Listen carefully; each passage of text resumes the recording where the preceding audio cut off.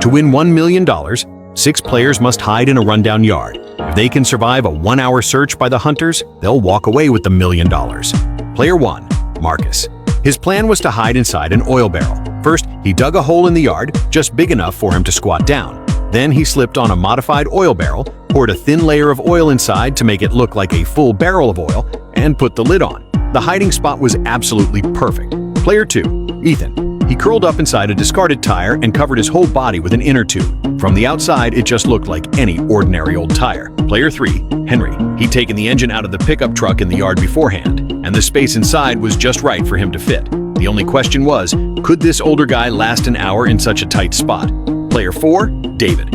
He was going to hide underground. To pull this off, he chiseled a big hole under the floorboards of a room, covered the entrance with a carpet, and restored the room to its original state. You'd never guess anything was off. Player 5, Mike. He was going to hide in a pine tree in the yard, and he brought along props he'd prepared in advance. It sounded underwhelming at first, but once he was hidden, you'd barely notice him if you weren't paying close attention. It all came down to how careful the hunter was. Player 6, Lucas.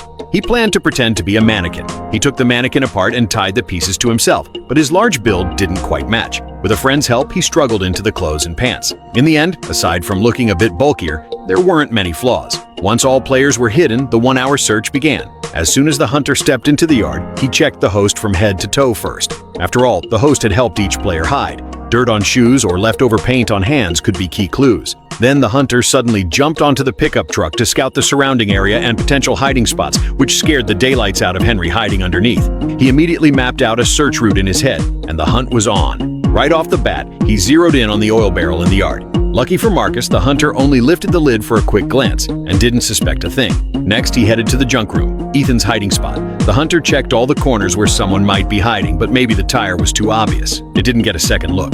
Then the hunter planned to clear out the rooms one by one. On his way to the next room, he suddenly noticed the pickup truck in the middle of the yard. His gut told him someone was hiding there. He circled the truck carefully, lifted the hood, and Henry, wearing a mask inside, nearly scared the hunter half to death. After eliminating Henry, the hunter checked the swimming pool, but since it hadn't been used in ages, it was just a storage space for junk. When he got back to the ground, he spotted Mike hiding in the tree right away. Mike's cheap leaf props gave away his position, making him the second player eliminated. Less than 15 minutes into the game, the hunter had taken out 2 players. The agile hunter climbed onto the roof next and saw 2 mannequins. He kicked one right off the roof, and he immediately saw through Lucas's disguise. At first, Lucas tried to keep up the act, but when the hunter grabbed his foot like he was going to throw him off too, Lucas panicked and revealed himself. Third elimination. Back on the ground, half the game time was gone. Having eliminated 3 outdoor hiders, the hunter shifted his focus indoors. He had no idea Marcus was hiding under the oil barrel, but Marcus wasn't having an easy time either. He suddenly couldn't hold his bladder anymore and had to relieve himself on the spot to avoid getting caught.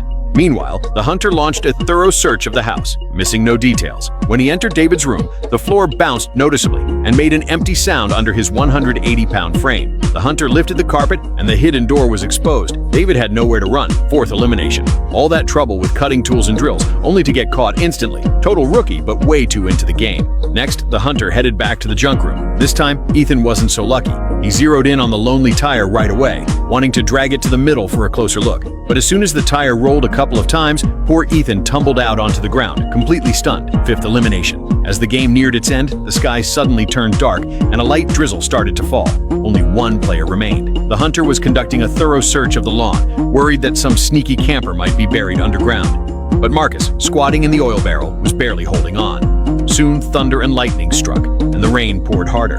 The hole under Marcus's oil barrel filled with water. He couldn't take it anymore and had to climb out voluntarily. With just 4 minutes left in the game, the hunter insisted he won because Marcus couldn't hold on. But Marcus argued it was an unavoidable circumstance. He was forced to reveal himself, so it should be a tie. The two got into a heated argument, neither backing down. In the end, the host put an end to the dispute with a final call: split the prize money evenly. So, what do you think? Who really won this round?